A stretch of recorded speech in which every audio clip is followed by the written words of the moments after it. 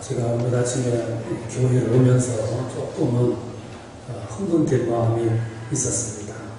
하나는 교회에 얽혀있는 역사 때문이었습니다. 어느 목사님이 농촌을 사랑하는 마음으로 이 넓은 땅을 준비했고 또 이것을 기꺼이 교회에 헌납을 하겠다 하는 이야기를 오래전부터 들어서 알고 있었습니다. 또 하나는 우리 성결교단의 교가를 임명진 목사님이라는 신학자가 작사를 했고 작곡을 우리 여기 어디 계신가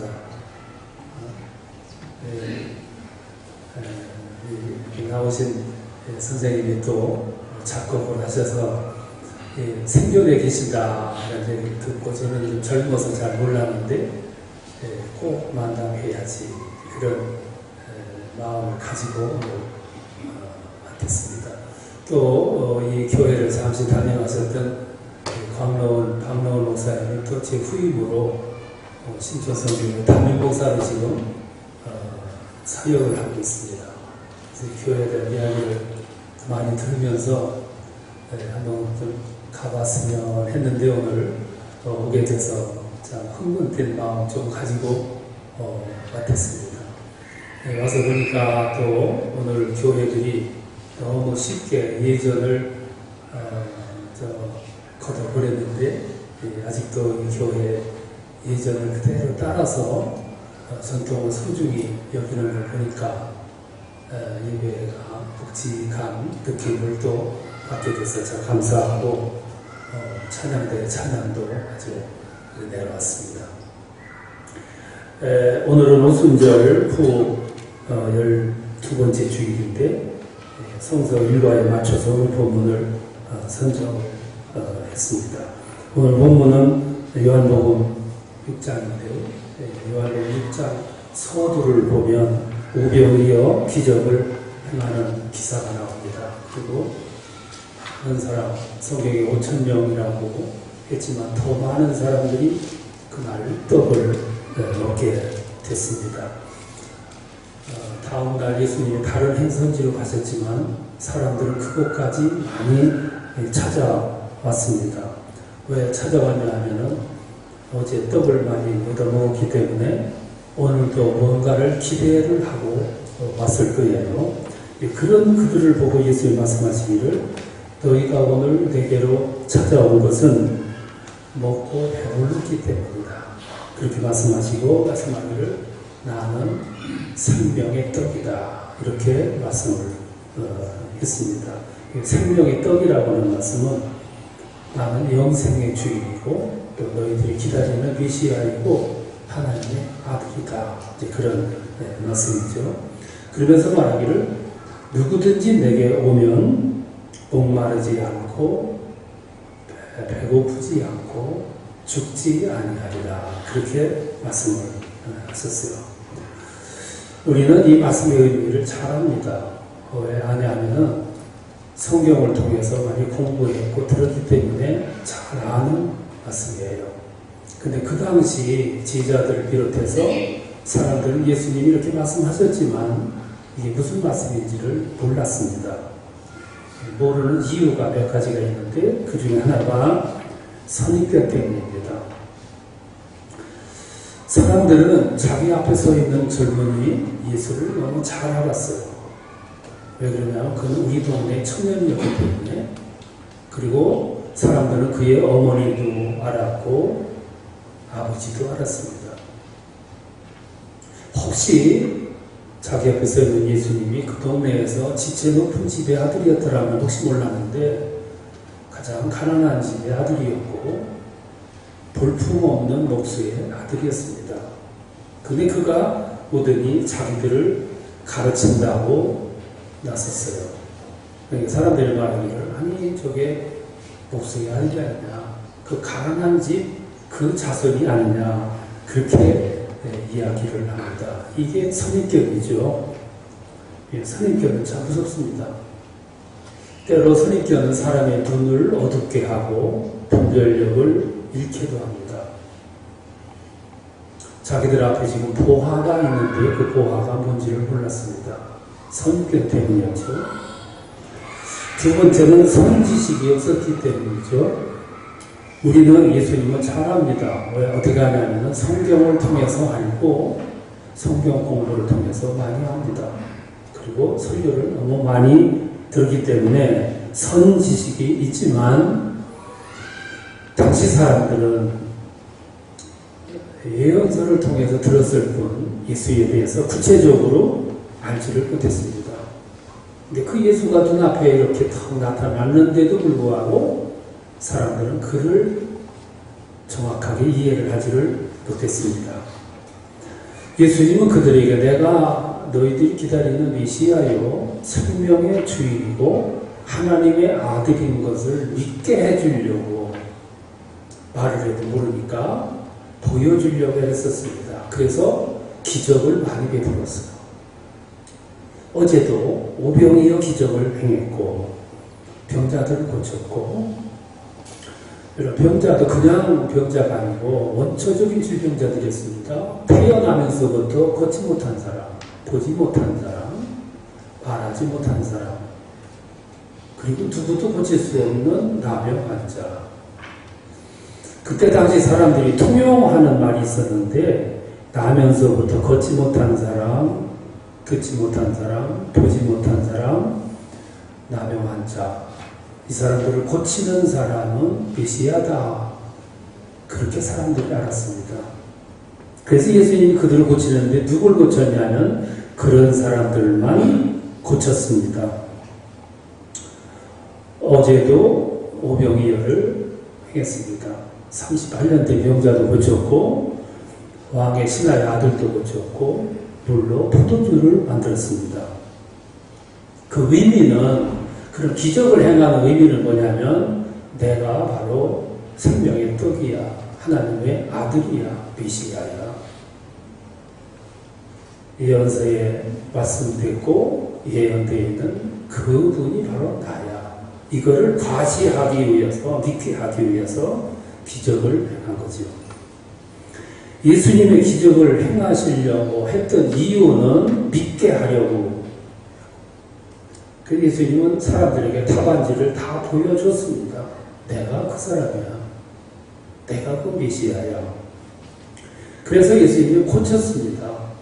고친 것은 예수님 사역의 본질은 아니었어요. 그 수단이었습니다. 이 고치는 걸 봐. 그거는 하나님의 아들이야. 오늘 교회들이 설교를 할 때 본질인 예수를 설교하는 게 아니고 자꾸 수단을 설교하는 경우가 많아요. 고침에 대해서, 치유됨에 대해서. 그래서 교회 목회의 중점을 치유에 둔 교회도 있고 예수께서 그토록 외쳤지만 가난한 사람들에게 나누어 주고 선을 베풀고 또 사회적인 관심을 가지고 그거는 본질은 아니었습니다. 수단이었지. 오늘 교회들이 말씀 선포하는 데는 조금 줄이고 2부 순서를 강화하는 교회들이 많아요. 2부 순서는 대부분 수단입니다. 물론 교회는 복음을 받아들인 사람, 교회는 가난한 사람과 이웃이 되어줘야 되고 나누어져야 되고 고치는 데도 힘써야 되지만 그 본질은 아니라 그 말씀입니다.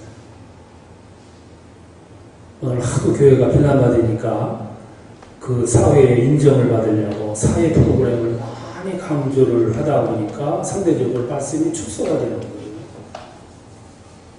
그것도 해야 되는데 본질을 잊어버리는 것이 문제다. 그 말이죠. 그런데 사람들에게 그렇게 기적을 베풀어주고 해도 사람들은 이해를 하지를 못했어요.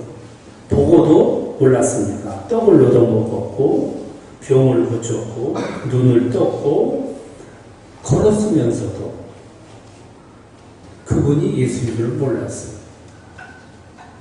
더구나 하나님의 아들 메시아인 줄을 몰랐어요. 그래서 복음을 가리켜서 시크릿이라고 그래요. 시크릿이라는 말은 감추어져 있기 때문에 모른다 그 말이에요. 더 우스운 것은 복음은 시크릿뿐만 아니라 미스터리예요. 미스터리는 보여줬는데도 모르는 거예요. 예수님은 자기 자신을 다 보여주었어. 몰라. 그래서 복음은 시크릿이고 미스터리예요. 내 이웃에, 내 동네에 그 예수가 왔는데 사람들은 몰라. 어제까지 하나님의 아들인 걸 증거하느라고 보여주었는데도 모르는 거예요. 심지어는 예수님이 태어난 여관집 안주인도 몰랐어요. 사람들은 파랑새를 찾으려고 막 멀리 가는데 파랑새는 멀리 가서 찾는 게 아니고 자기 물 안에 있다는 것을 몰랐던 거예요. 사람들은 눈앞에 그 보화가 있는데도 몰랐어요. 왜? 복음은 미스터리이기 때문에. 사람들만 몰랐냐? 지자들도 몰랐어. 예수님의 형제들도 몰랐어. 더 나가서 세례 요한도 예수님을 몰랐어요. 세례 요한이 예수님을 세례해 줄 때 위로부터 음성이 들려왔어요. 이는 내 사랑하는 아들이라고. 그때는 이분이 그분이구나 알았어. 그래서 제자들을 그에게 소개해 주었고 사람들에게 증거해서 보라 라는 게 어린 양이로다. 근데 나중에 옥에 갇힙니다. 생명의 시간이 얼마 남지 않았어요. 곧 죽을 수밖에 없어요. 근데 옥중에 앉아서 예수님이 활동하는 이야기를 들어보니까 돌아다니며 병자나 고치고 떡이나 만들고 이기고 나누라는 말씀이 나오고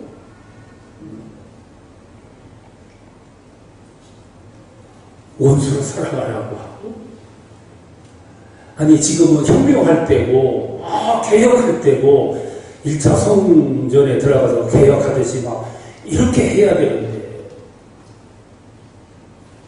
그때 당시 사람들은 장차 오는 메시아는 다 그럴 줄 알았어요. 그게 메시아가 아니었어요. 세례 요한도 그 범주에 속했었어요. 왜? 그도 열심당원이었으니까. 그래서 세례 요한이 옥중에 앉아가지고 의문이 생겨서 진짜를 보냈잖아요. 당신이 그이십니까? 그 시대가 그랬어요. 그래서 예수님은 그들에게 자기 자신을 알리시기 위해서 기적을 행하셨는데 그래도 모르니까 이사야 54장 13절 인용을 했습니다. 유대인들은 예언서, 탈무드, 또 전통, 토라 그거 껌뻑 죽는 사람들. 그게 예수님 그들에게 이해를 시키기 위해서 예언서를 말씀해요. 그 예언서 가운데 이사야서는 권위가 있죠. 예수님의 탄생을, 메시아 탄생을 예고했으니까.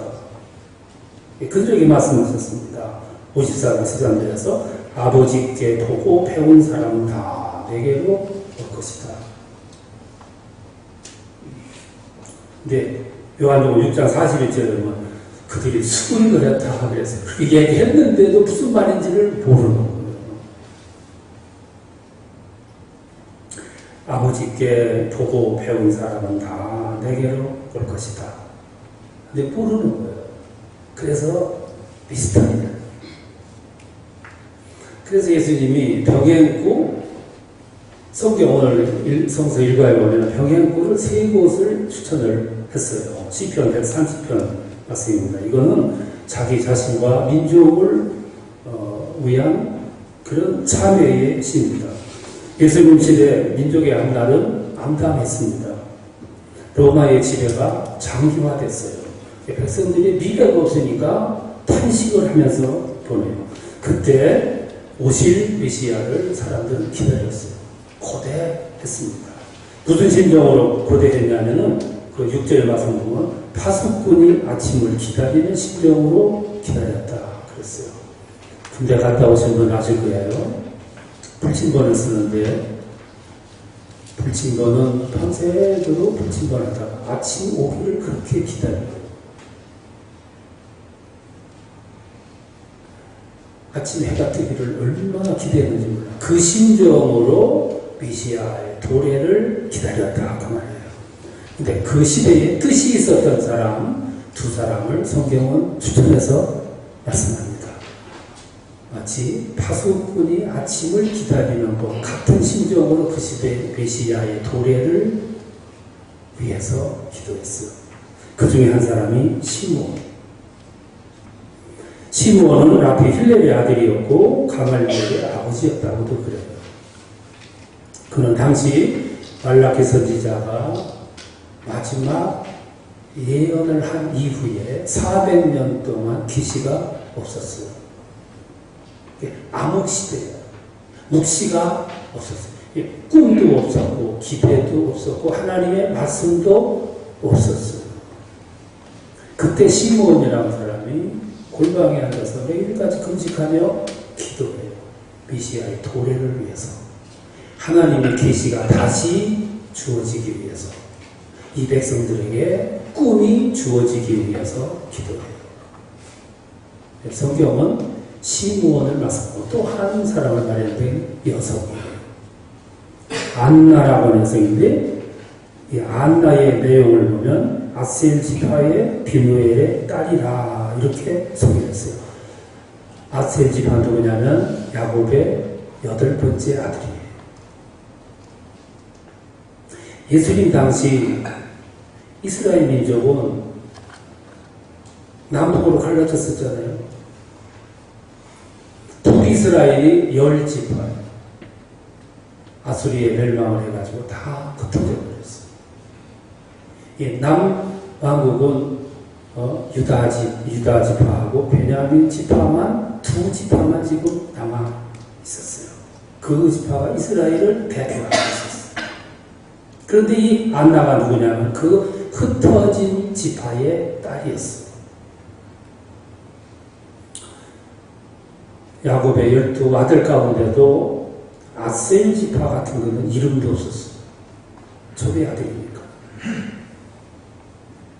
그런데 그 지파 가운데도 다 흩어져 없어져 버렸어요. 그 소생의 딸이 안나예요. 근데 이 안나가 인생도 기구했어. 12살에 결혼해가지고 남편하고 7년 살고 사별한 후에 84년 동안 혼자 살았어. 혼자 살면서 골방에 앉아서 기도하는 거예요. 그날을 위해서, 메시아의 도래를 위해서, 주님이 이 땅에 오신 날을 위해서.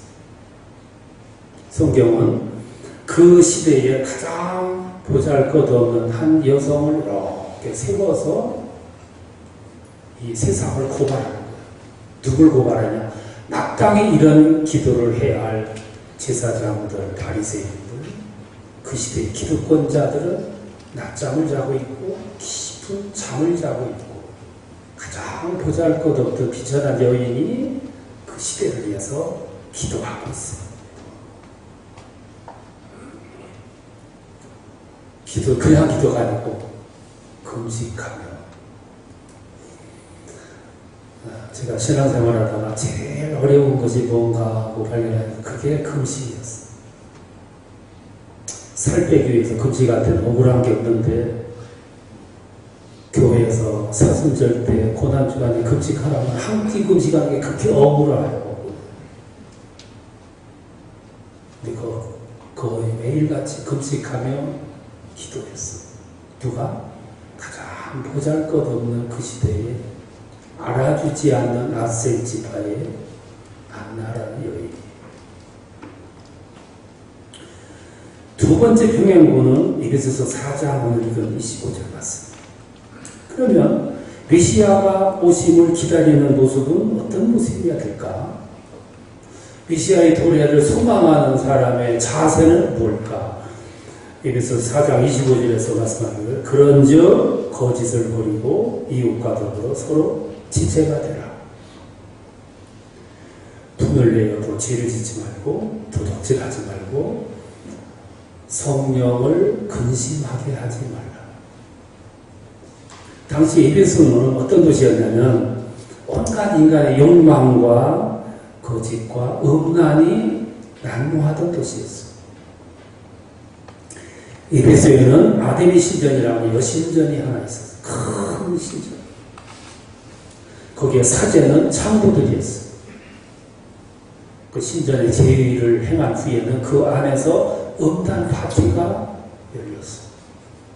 에베소 사는 남자들은 그걸 구경하기 위해서 거길 많이 찾아갔어요. 그래서 그 신전에서 흘러나오는 타락된 정신도나 영적인 피폐함이 에베소로 흘러넘쳐서 에베소 사회를 덮었어요. 문화가 음란 문화였어요. 정신이 음란 문화예요. 영이 타락해버렸어요. 그때 사도 바울은 이렇게 강조해요. 5장에서 음행하지 말라, 탐욕하지 말라, 우상숭배하지 말라. 지혜 없는 자 같이 하지 말고 오직 지혜 있는 자 같이 세월을 아끼라. 술 취하지 말라. 성령 충만하라. 그리고 6장에서 마귀를 대적하기 위하여 전신갑주를 입으라. 그리고 쉬지 말고 기도하라. 그리고 강조합니다. 그런즉 서서 진리로 허리띠를 띠고 의의 호심경을 붙이고 모든 것 위에 믿음의 방패를 가지고 구원의 투구와 성령의 건, 곧 하나님의 말씀을 가져라. 그리고 성령 안에서 깨어 기도하라. 그 말은 무슨 말이냐면 메시아의 도래를 위해서 오심을 위해서 경건하게 기도하라. 깨어 있어라 말이죠. 그래서 그 깨어 있는 경건한 모습의 모델이 뭐냐? 그게 시몬이었고 안나였어요. 네, 세 번째 평행구로 우리에게 제시한 말씀이 이건 사무엘하 18장에 나오는 말씀이에요. 그러면 그렇게 기다려야 되는데 그렇게 기다리지 못한 결과는 어떨까? 그렇게 기다리지 못한 사람의 모습은 어떤 모습일까? 모델을 이렇게 제시하는데 그 모델이 다윗의 모습이에요. 저는 이 본문을 이렇게 오늘 설교하기 위해서 준비를 하면서 다른 말씀하고 이 말씀 잘 안 맞는데 왜 이 말씀을 듣을까 고민을 하다가 제가 이렇게 이 본문을 해석을 했어요. 사도 바울은 에베소 5장에서 음행하지 말라, 탐욕하지 말라, 성령을 근심하게 하지 말라. 6장에서 마귀와 대적하기 위하여 전신갑주를 입어라. 부시고 기도하라. 이렇게 말씀을 했는데 오늘 사무엘하 18장 5절 말씀을 보면 성령을 근심하게 하는 사건이 하나 나와요.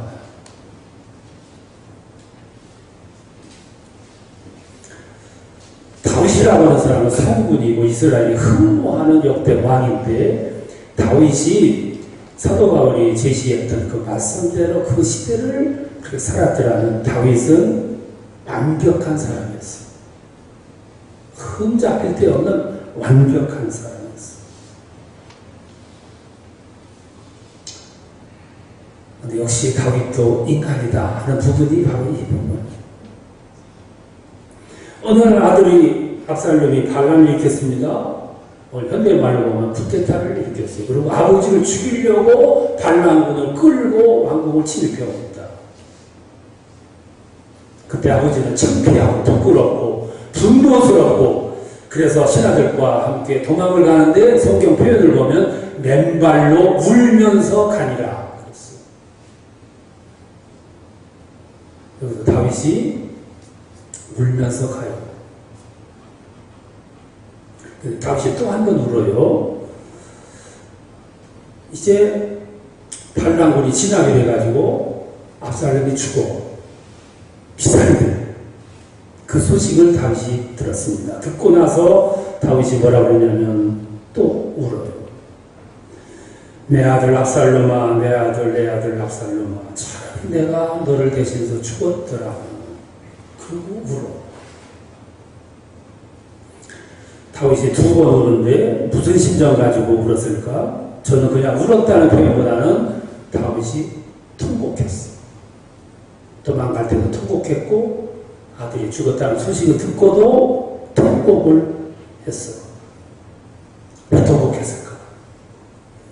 그는 가슴을 쳤을 거예요. 나 때문에.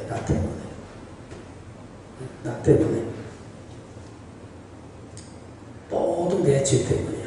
무슨 죄? 포함이 전쟁에 나가가지고 생명을 내걸고 싸워 지금. 그러면 왕으로서 시므온처럼 안나처럼 홀떡이 기도했어야 되는데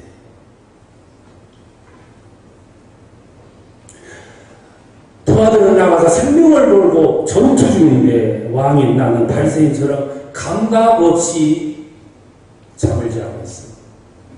그 잠은 밤에 잠을 자는 것도 죄송한데 낮잠을 잤어.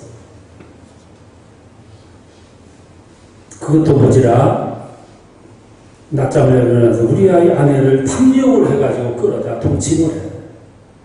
또 그것도 모자라 그 충직스러운 그 여인의 남편 우리아를 전쟁터 깊숙이 들여보내서 전사하게 해요. 아들이 반란했을 때, 아들이 죽었을 때 가슴을 치며 통곡했던 이유가 뭐냐면 대죄 때문이야. 대죄 때문이야. 시험에 들지 않기 위해서 전신갑주를 입으라고 했고 쉬지 말고 기도하라고 했고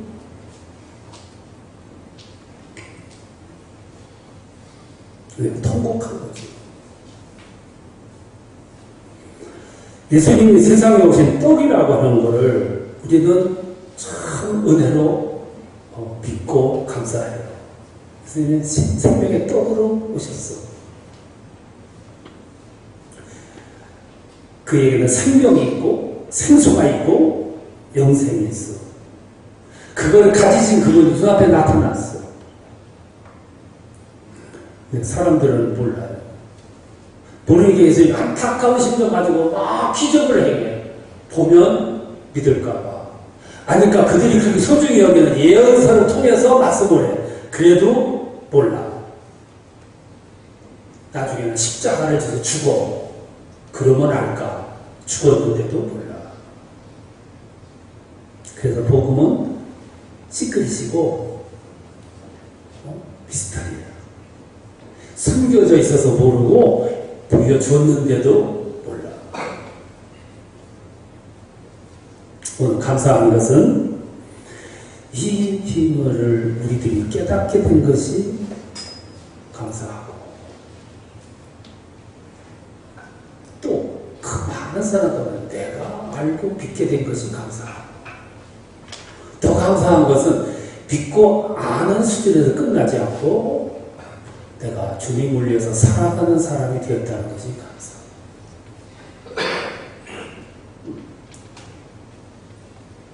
오늘 우리들은 이 시대의 분별력을 가지고 이 미래를 위해서 기도해야 되는데 내가 예수를 알게 된 그 차원이 아니라 그걸 훌쩍 넘어서 나뿐만 아니라 우리의 민족이 나아가 나의 이웃이 내가 하나님을 알고 믿게 된 이 차원이 아니고 민족이 나라 이웃이 이게 아마도 예수님이 그토록 강조하셨던 말씀이 아닌가 싶어요.